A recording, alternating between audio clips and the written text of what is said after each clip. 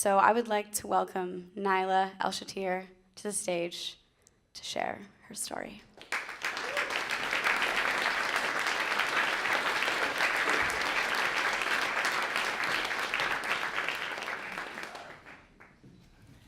Good evening for everyone. I can't see anybody. At the first, maybe my English is not perfect. I am a newcomer to Canada and to Regina. Oh, it is very difficult.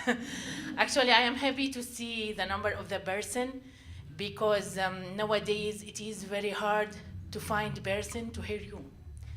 Even if you have a friends or family, just after 2 minutes of talking, they will run away by their eyes to their phone or to the TV or give you a sign to change the topic. So when I see that this evening there is more than 100 person coming just to hear, I feel very happy, but I'm scared also. Actually, my name is Naeila. I am from a country called Syria in the Middle East. My story is so different about the normal person because I was one day normal. I was live like other people, normal life. I was work as a teacher, graduated from the university. I was the youngest of my family, which was very great for me. All time, I feel that I am perfect. But now I noticed that I wasn't perfect. But I have perfect person around me. To all time, my dad tell me, great job. My mom didn't do that all time. She has some notes and plans, but my dad all time and my family support me. I was live in Syria, my mom from Damascus, my father from another city, Homs. I didn't want to start from the beginning because it is a very, very long story, many stories in one story, but I will focus on one which I think it makes change in my character, in my future, in my career. It was my trip from Syria to the Jordan. Actually, my family moved from, all of us moved from one city to another because the bombing, the war. And my family, I lost my father in the first of the war. Then my mom and father, brothers decided to go to Jordan. I stay in Syria because when I leave my work as a teacher, I work with the homeless kids, which are taking the schools like home for them. And with me was my sister, which is the old sister. In reality, she's my mom. She taking care of me, she educates me. She's like my mom because actually I am the youngest one. My mom is like now 84 years. So when I come to the world, I find my sister is my mom and my real mom is the grandmom. So she decided to stay with me. Even my sister was in wheelchair. When she was a student at university, she had a car accident, so she be on her wheelchair. She was support me all time. Now here you have some people, they need you. We are here in safe. But one day, unfortunately, the building beside the building, which I take apartment in it, bombing. It is destroyed. And I was just making something in the kitchen. My sister have a piece of this bombing come to her leg. And because she didn't feel by her legs, she didn't notice. I come see the blood, and then I recognize that she was wounded. I just go around, find some doctor. He tell me, okay, that's okay. It is very simple wound. I will move it, and it's okay. But unfortunately, she was very sick, all-time fever. She's sick. So I just let my brother know. Then my brother tell me, come to Jordan. Here there is like opportunity to see what happened with her. The way to Jordan is like highway, but for that week, it was not safe. It was bombing. So no way I come to the Jordan, just way through the desert. And unfortunately, during the war, it's not like something just fire and bombing. Also, there's people take this like business. So there is many truck, many cars. I pay for them money. They take me to the border. And because they are very bad person, they need this money. They take me and my sister during the desert. Actually, I didn't be alone with my sister. I was me, my sister, and I have cat with me. Yes, this cat is like one of my family. He ran away with me from place to place during the war. So I was lose my car during the war, but I have my brother's truck. This is a small truck, not like a very big truck in Regina. So, because I don't want to think that we are so rich people. We are so normal. So my cat was very fast. When he hear any bombing, he go to the truck before us. He know that we are moved now. Yes, and he recognized that the most things I come to bring it is the wheelchair for my sister, so he all time sleep on it. He come with me, I put it in the bag. I spent 4 days in the trucks and move from car to car, till finally I come to the border between Syria and Jordan. I think that, I succeed. I coming now, just I will pass this border. My brother there, they will help me.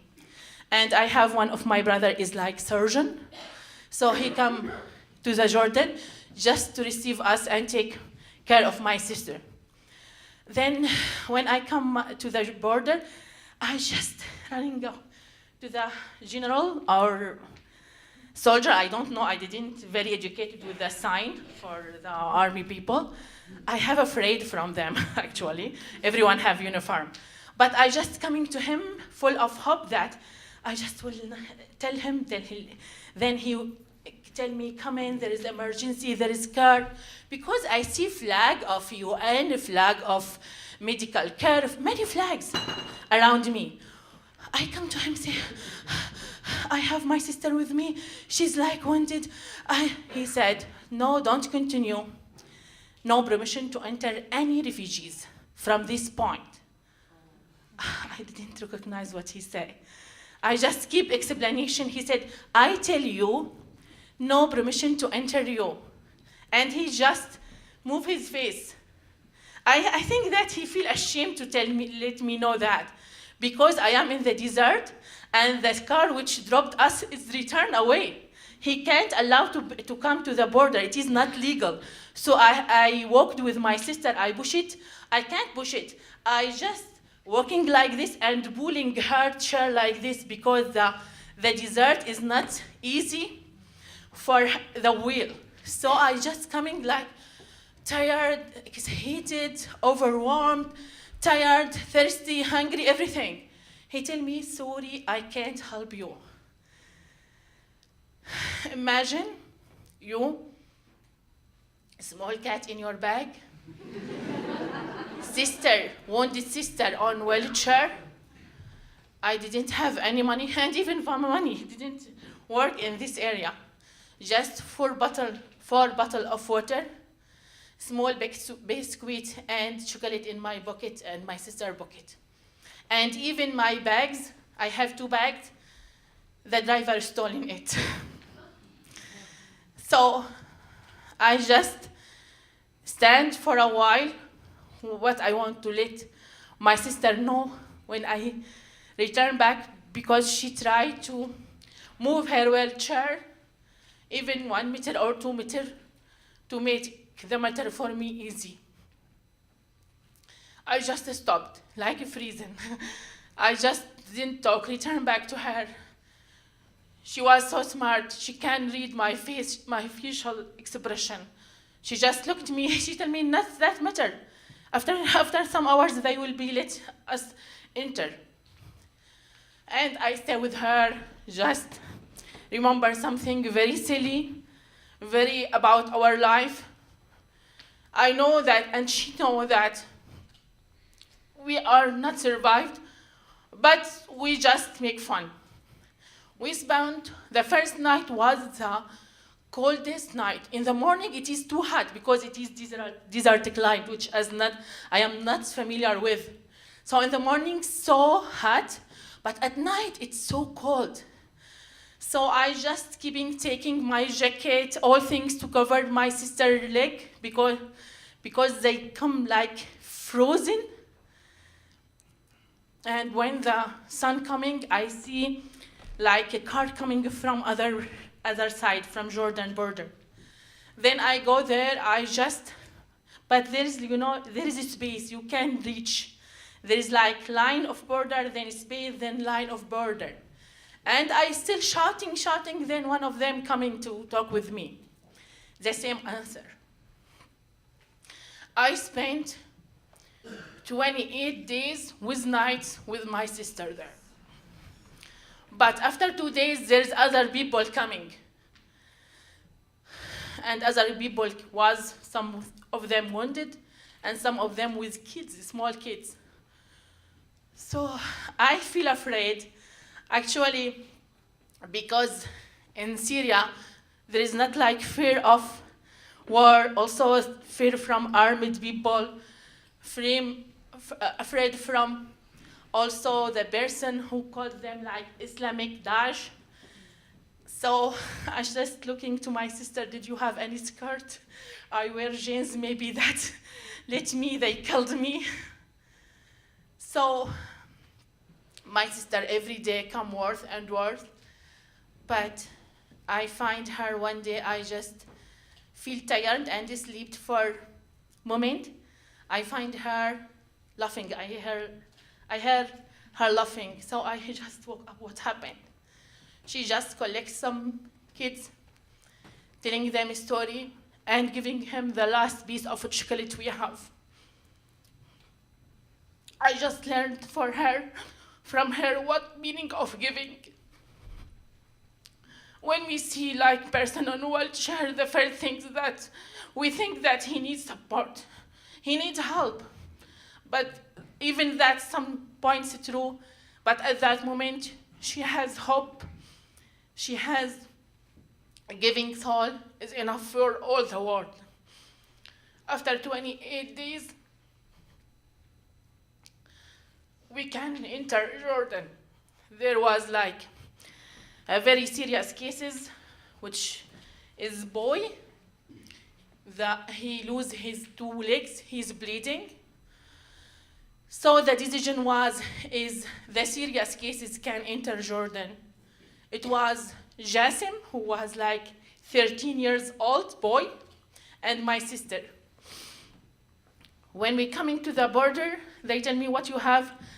I just have my bag with my cat. He said, what's that? I tell him, a cat. Here in Canada, it's so common to have a pet, but in our country, it's not common. So he said, are you crazy? Sometimes, are you crazy to have a cat in this environment? You said that Bashar al-Assad, who was the president, we just make revolution against him, that he is not good person. He is perfect person because you care about cat. You are useless person. He tell me that. I tell him, okay, I didn't listen to him. I just want his permission to enter. And the cat coming, he take it. Me and my sister and the cat, all of us sand. We are like gray with sand. Sand, not yellow, gray in this area. So just I have eyes with cats. Like, yes, when we enter, there was like emergency car. They took my sister, the other boy is without any person, alone. They didn't allow the people with him to come. And we come from border to the Amman, the capital of Jordan, is about 2 hours. No nurse in this car. Just my sister is like, she didn't cautious. She's like, didn't talk. I just keep the sheet, which I find, on the boy legs. When I come to the hospital, I find my brother, but I didn't leave my sister. My sister was so bad situation. They make 3 surgery during 2 weeks. And after 3 surgery, I every day pray for God that, oh, thanks God, we now survived. Just keep her alive. Then one night he told the doctor coming to me, he said, okay, now she survived, everything is okay. So that's the day I go, pray, buy ice cream for her, for me. But unfortunately, after 2 hours, she told me that she can't breathe. Then I call nurse and doctor. They coming, just 1 hour. They tell me that my sister is passed away.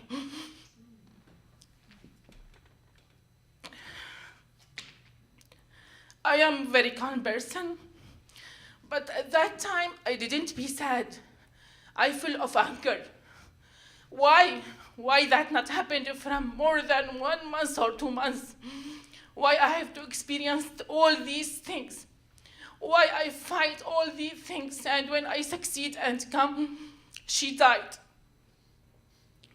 I just keep going and coming during the corridor in the hospital. Then I sit at the corner. I'm Muslim, I believe in God, and I believe in faith. At that time I said, she was my goal. To save her life was my goal. I didn't care about anything. I didn't care about my work, anything. So I want to save her life. But I couldn't. I do all my best, but I couldn't.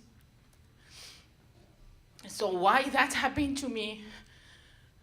I just crying and didn't want to talk to any person.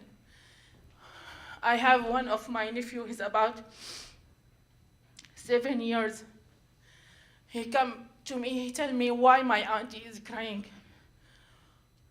So his sister is about 7 years. Tell him she can't talk with another auntie. Resmia.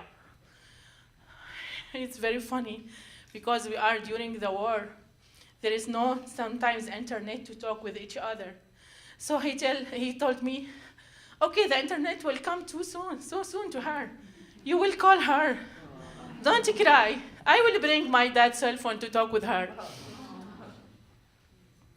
Then after 2 days, I have a brother come to me. He said to me that, do you remember Jassim, the boy who was with you? I tell him yes, because I was surprised of Jassim. Jassim, when he come to hospital, everyone tell him, oh, you are a hero. You fight. He's just 13 years. He didn't know what happened around him. He lose his 2 legs. He can't walk anymore. But he didn't care. He's just looking around him, smiled. My brother tell me that Jassim refused to eat. He's at an hospital. And the only person was talking to you. So if you have time today, can you go to the hospital for him, to talk with him to eat? Yes, my sister was in this bed, and Jassim was in another one, and there is like sheet between them. I just talking to him every day. When I go to him, he covered his head. Then I didn't talk any word. I just come and sit near him.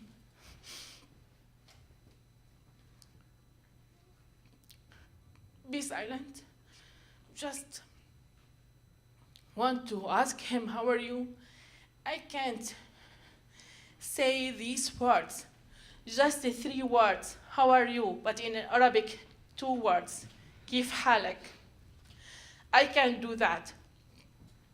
At that moment, said in my mind, if I can't talk these 2 words, the problem will solve. Or I will do a big things for him. And actually, I have courage after 1 hour to say, how are you? And just he cried. Then I keep with Jassim, coming to him every day, talk with him. Jassim after that have a wheelchair and go to the charity,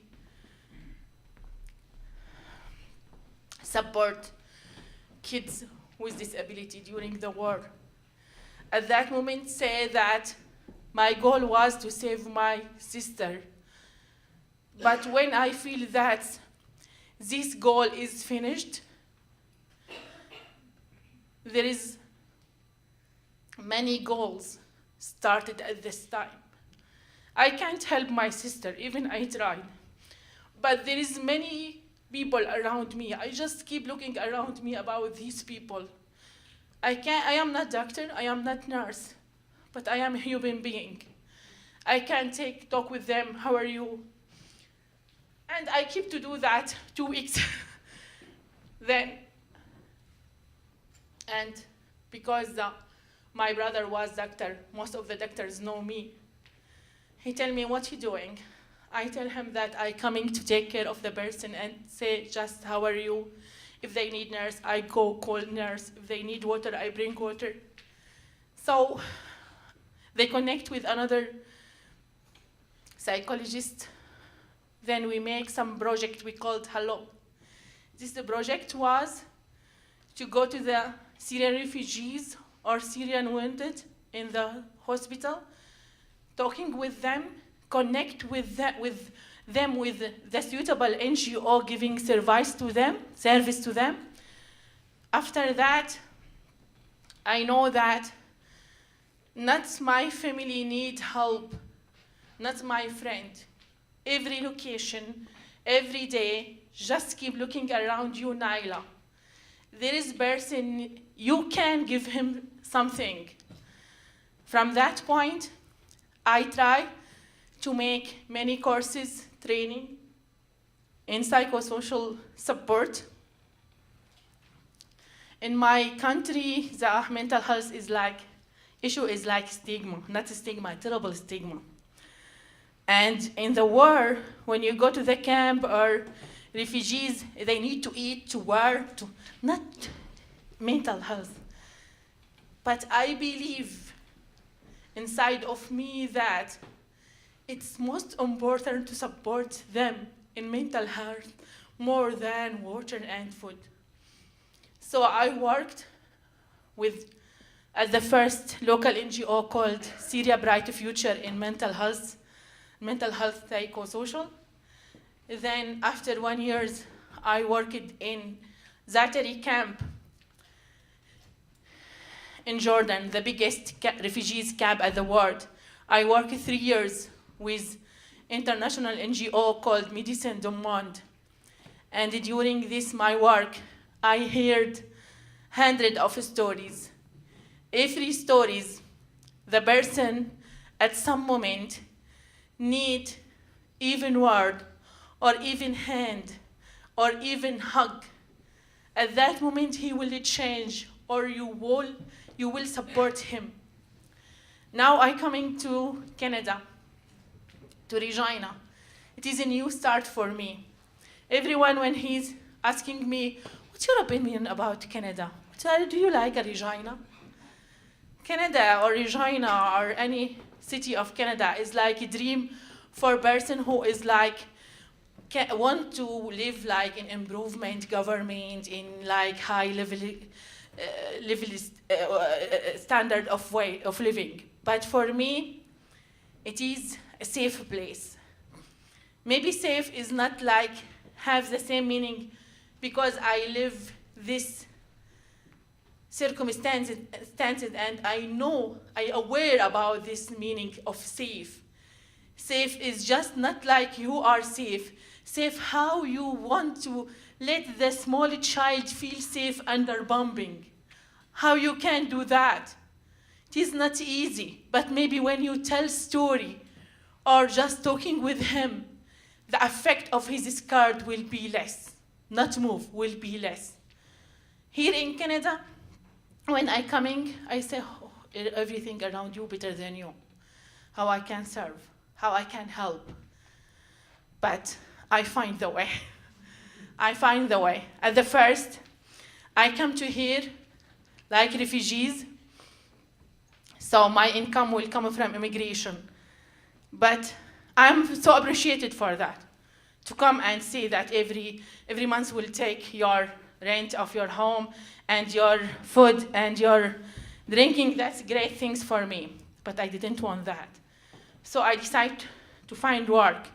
And I am lucky because there is many Syrian coming and they need interpreter. So I work like this. So after 2 months, I didn't take the income from government. I start to work. Why I do that?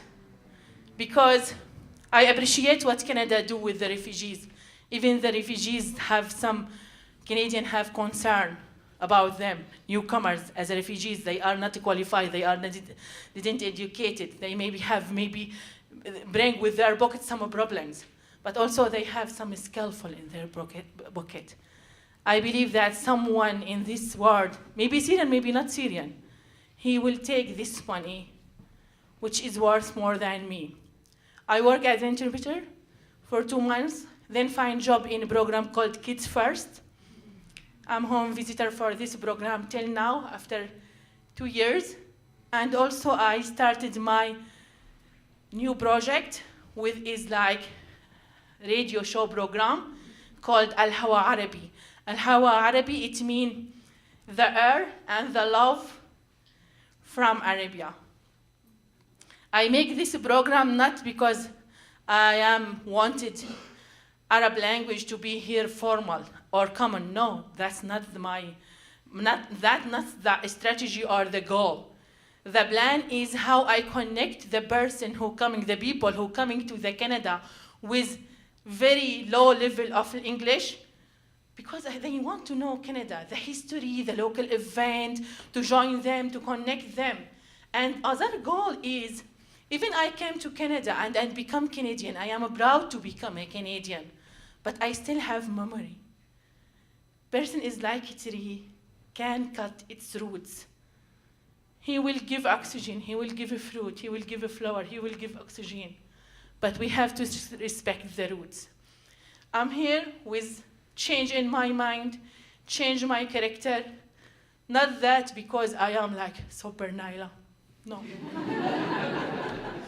Because I passed something very unique and it changed me. I am lucky to be close to many hearts. They just talking to me. My hand be with hands, just feel with a humanitarian. Nothing, just a humanitarian. Just everywhere, now in any location, just looking around me, there is some person needs something from me, and I can do that. Thank you for your hearing. Thank you.